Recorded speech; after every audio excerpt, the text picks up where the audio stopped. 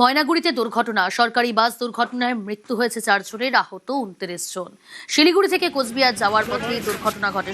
শান্তনু রয়েছে টেলিফোন লাইনে। শান্তনু, কখন কিভাবে ঘটলো এই দুর্ঘটনা, আহতরা কেমন রয়েছে?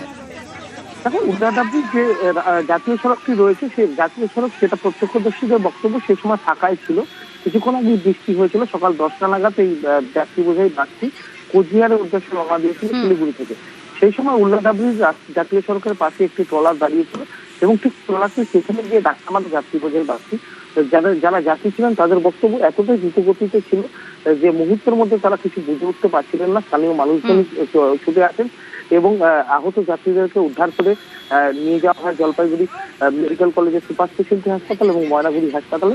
এখনো পর্যন্ত একে 5 জনের মৃত্যু হয়েছে বলে প্রশাসন সূত্রে জানতে পারা গেছে এবং এখনো পর্যন্ত 26 জন আহত অবস্থায় চিকিৎসাধীন রয়েছে জলপাইগুড়ি মেডিকেল কলেজ হাসপাতাল এবং ময়নাগুড়ি হাসপাতালে। বেশ শান্তনু, নজর রাখো।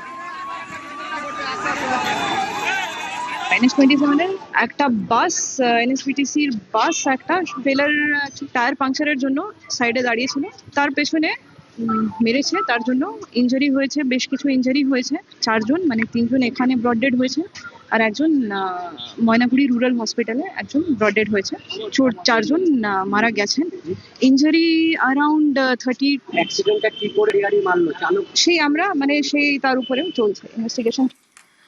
ময়নাগুড়িতে বাস দুর্ঘটনায় মৃতদের পরিবারকে আর্থিক সাহায্য 5 লক্ষ টাকা করে আর্থিক সাহায্য ঘোষণা মুখ্যমন্ত্রী শুভেন্দু অধিকারীর। গুরুতর আহতদের 1 লক্ষ টাকা এবং আহতদের 50,000 টাকা সাহায্যের ঘোষণা।